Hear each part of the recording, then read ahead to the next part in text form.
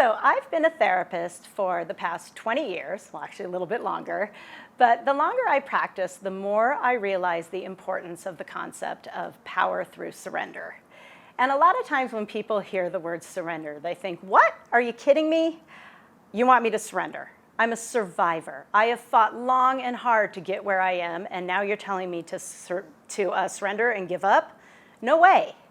But I want to reassure you that power through surrender isn't about giving up or giving into triggers. Basically what it does is it takes away triggers' power and you learn how to coexist with them. So instead of fight, flight, or freeze, you can instead learn how to acknowledge the messages that are being sent by your limbic brain and just let them be. So I worked with a client who was a survivor, and she struggled with feeling a range of emotions. And as part of her healing journey, it was really important to her that she begin to safely feel emotions, both in her current life and then specifically in regards to connecting with her past emotions so that she could grieve for the childhood that she never got to have. And unfortunately, feeling emotions was, like I said, pretty difficult for her, and she struggled in 2 different times with that. So the first was when she'd be triggered.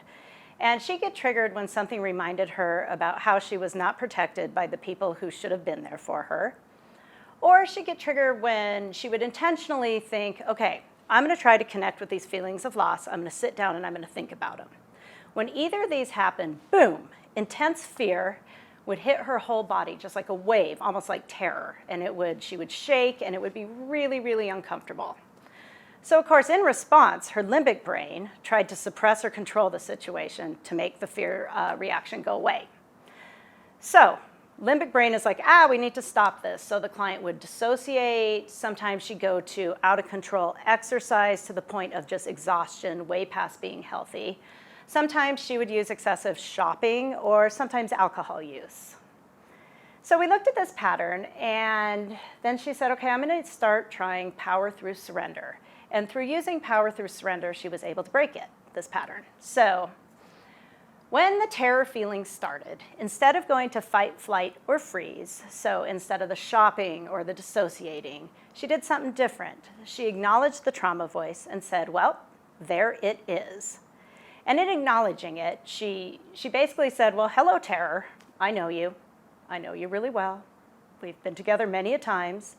I recognize you, but today, instead of reacting, I'm just going to be. You can just sit here.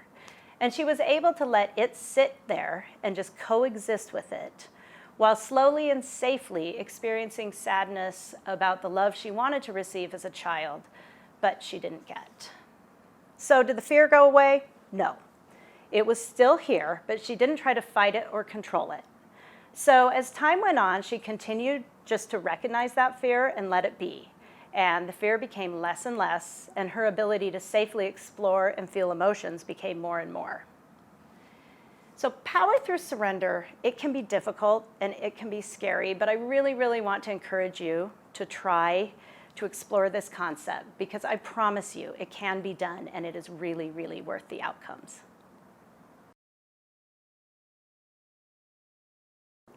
I want to share a story about a woman who is a good example of the power that comes through surrender. Kristen Armstrong, an Olympian in her 40s, had to go through a series of hip surgeries a few years ago.